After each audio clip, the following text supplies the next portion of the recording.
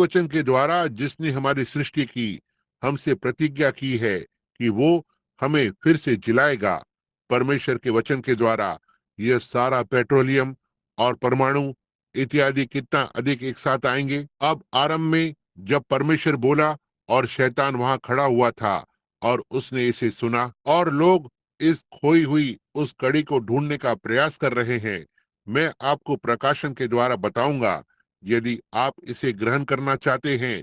वो लापता व्यक्ति जो जानवर और मनुष्य के बीच में है, वो सर्प है, इससे पहले जिसके पैर उससे छीन लिए गए थे। बाइबल ने कहा वो सारे पशुओं में सबसे धूर्त था, ना ही रेंगने वालों में से, सभी भूमि में चलने वाले जानवरों में से यही वो एक था जिसने स्त्री को उसकी सुंदरता में बहकाया, और वो गर्भवती हुई। और अब ऐसा करने के द्वारा और देखते हुए कि पाप आ रहा है, परमेश्वर ने उस पर ऐसा श्राप डाला।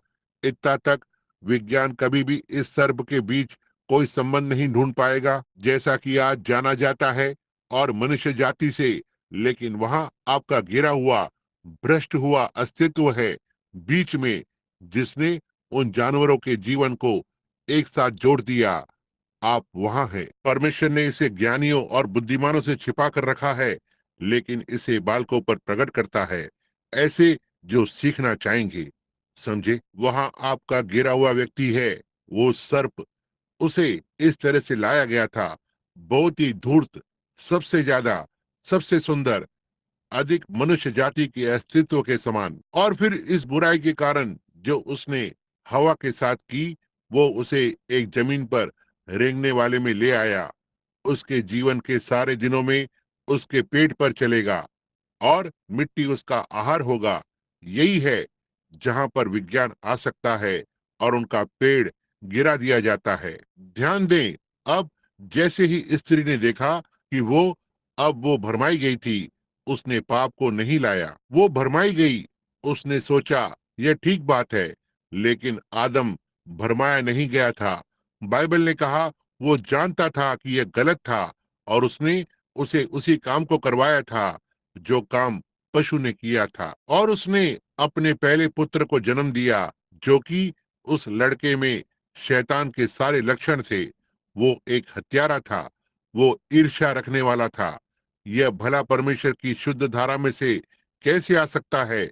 इसे तो दुष्ट से आना था। और जैसे ही उसने ऐसा किया, तब उसने, शैतान ने अपने औजार या हथियार का उपयोग किया। हवा ने अपने दूसरे पुत्र को जन्म दिया, जो आदम के समान था, और उसमें हाबिल था।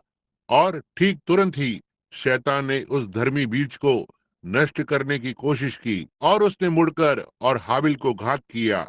आरंभ से ही, जो कि यहूदा और यीशु का एक नमूना था, उसे वेदी पर घात कर डाला।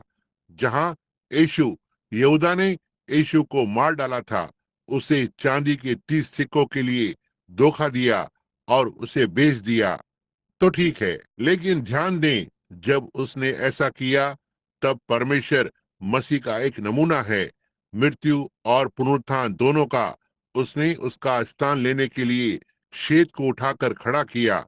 देखा, और शैतान शेत के पीछे हो लिया। अब ध्यान दें, साथ ही जल प्रलय विनाश से पहले वहां पुरुषों का एक लंबा वंश था, जो केन के पुत्रों में से होते हुए था, जो नोद के देश से आए थे। और वे वैज्ञानिक थे, चतुर, बुद्धिमान, शानदार पुरुष।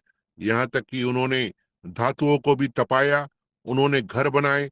वे एक अद्भुत सामाजिक विकासशील थे। बाइबल आगे बढ़ती है और कहा कि उन्होंने किस तरह से तांबे के साथ काम किया, किस तरह से उन्होंने धातु के साथ काम किया। लेकिन यह दूसरा झुंड यहाँ वहां भटकने वाला था, लेकिन दोनों ही झुंड धार्मिक थे। कैन धार्मिक था, हाबिल धार्मिक था, और परमेश्वर ने एक रेखा खींची जो कि सही थी। कैन बस हाबिल के जैसा ही धार्मिक था। उन दोनों ने वेदियों को बनाया, वे दोनों परमेश्वर में विश्वास करते थे, उन दोनों ने परमेश्वर की आराधना की, वे दोनों ही भेंटों को लेकर आए। अब उन दो बीजों को देखें, एक लड़ रहा है, दुष्ट धर्मी बीज को नष्ट करने की कोशिश कर रहा है, और उसने हाबिल को नष्ट करने की कोशिश की। उसने किया, लेकिन परमेश्वर ने शेत को उसके स्थान को लेने के लिए उठाकर खड़ा किया। उसने सोचा कि उसके पास ठीक वहां पर यीशु है। युग में से होते हुए देखें, हर कहीं पर वो, हर एक स्थान पर वो आया। उसने उस बीज को घेर लिया। जब उसने एक को घात किया या दूसरे को, उसने सोचा कि उसके पास यह है, और अंत में उसने यूहन्ना बपतिस्मा देने वाले के पीछे गया। अंत में उसका सिर काट दिया। उसने सोचा कि तब वो उसके पास था, लेकिन उसने पाया कि वो यहाँ यीशु में था। उसने सारे छोटे बच्चों को मार डाला, और उसने मूसा को मारने की कोशिश की। उसने उस बीज को नष्ट करने के लिए हर संभव कोशिश की, और जब उसने कलवरी पर मसीह को मार डाला, लेकिन परमेश्वर ने उसे तीसरे दिन फिर से जिलाया, और फिर उसने पवित्र आत्मा को वापस भेजा कि परमेश्वर के बेटे और बेटियों को बुलाए। और वही दुष्ट धार्मिक बीज आज भी उस धार्मिक बीज को सता रहा है। आप इसे देखते हैं, वे परमेश्वर की उस धार्मिक डाली को नष्ट करने की कोशिश कर रहे हैं। अब दोनों ओर यदि आप ध्यान दें, यह उत्पत्ति में आरंभ हुआ। दोनों ओर से धार्मिक, उनमें से एक सांप्रदायिक ऊंचे दिमाग वाले, और दूसरा वाला नम्र आत्मा में चल रहा है प्रकाशन के द्वारा। हाबिल कैसे कभी जान सकता था कि यह एक मेमना था, ना कि खेत के फल थे, क्योंकि यह उस पर प्रकट हुआ था एक दिव्य प्रकाशन के द्वारा। यीशु ने भी यही कहा जब पतरस ने उसे परमेश्वर का पुत्र होने का अंगीकार किया। उसने कहा, मांस और लहू ने यह तुम पर प्रकट नहीं किया, लेकिन मेरे पिता ने जो स्वर्ग में है तुम पर यह प्रकट किया है। इस चट्टान पर, वो चट्टान ना ही पतरस ना ही यीशु, लेकिन दिव्य प्रकाशन पर मैं अपनी कलीसिया को बनाऊंगा, और अधोलोक के फाटक इसके विरोध में प्रबल नहीं हो सकते। आपने इसे समझा, यह दिव्य प्रकाशन है। अब ध्यान दें, समय का हर प्रयास, वहां वे आमने सामने मिले और संघर्ष किया। देखो, जब मोआब ऊपर पहाड़ पर था और इज़राइल घाटी में था, और इज़राइल केवल एक भाई के रूप में मांग रहा है सज्जन पुरुष को अपने देश में से होकर जाने के लिए, उस प्रतिज्ञा के देश में जाने के लिए जिसकी परमेश्वर ने उनसे प्रतिज्ञा की थी। केवल उनकी कलीसिया में एक छोटी सी बेदारी के लिए मांगा, जैसा कि यह था, बस उस देश में से होकर गुजरने के लिए, और प्रतिज्ञा की कि वे उस घास के लिए भी भुगतान करेंगे जिसे पशुओं ने चाटा था, और वे राजा के राजमार्ग से होकर जाते, और वे चीजें जो वे करते जब वे उस देश में से होकर गुजरते, और वे इसे सही कर देते। लेकिन ईर्ष्या, अब मोआब देश विश्वासघाती नहीं था।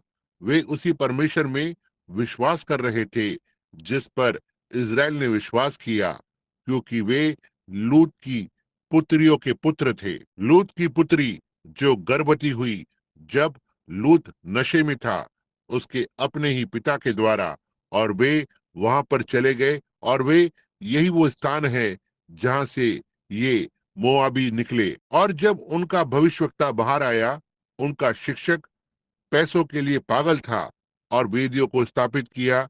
7 वेदियां, ठीक उसी मात्रा में वेदियां जितनी यहाँ नीचे आवश्यकता थी। यहाँ मोआब बैठा हुआ है, बड़ा अच्छा सांप्रदायिक देश, पूर्णत स्थिर और आकारित। और यहाँ इज़राइल था, एक छोटा सा पवित्र शोर मचाने वाला तंबू में, एक स्थान से दूसरे स्थान में भटक रहा था।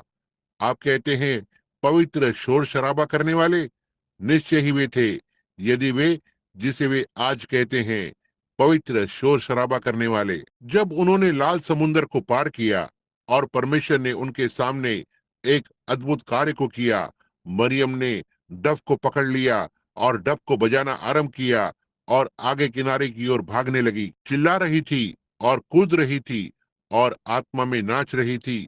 और इज़राइल की पुत्रियां उसके पीछे पीछे आ रही थी, कूद रही थी, चिल्ला रही थी, आत्मा में नाच रही थी। और मूसा अपने हाथों को ऊपर उठाकर खड़ा हो गया। हो सकता है ऐसी भाषा में गा रहा हो जिसे पहले कभी किसी ने नहीं सुना हो। एक गीत जिसे कोई नहीं समझ सका, उसने आत्मा में प्रभु के लिए गाया। यदि ये आधुनिक पवित्र शोर शराबा करने वाले नहीं हैं, तो मैं नहीं जानता कि उन्हें कहाँ देखना है। उनके पास चिन्ह और अद्भुत कार्य थे। अब यदि परमेश्वर केवल मूल सिद्धांतों का आदर करता है, तो यहाँ देखें, मोआब वचन के अनुसार बोल रहा था, बस उतना ही मूल सिद्धांत पर था जितना कि इज़राइल था। उसके पास सब कुछ था जो इज़राइल के पास था। उसके पास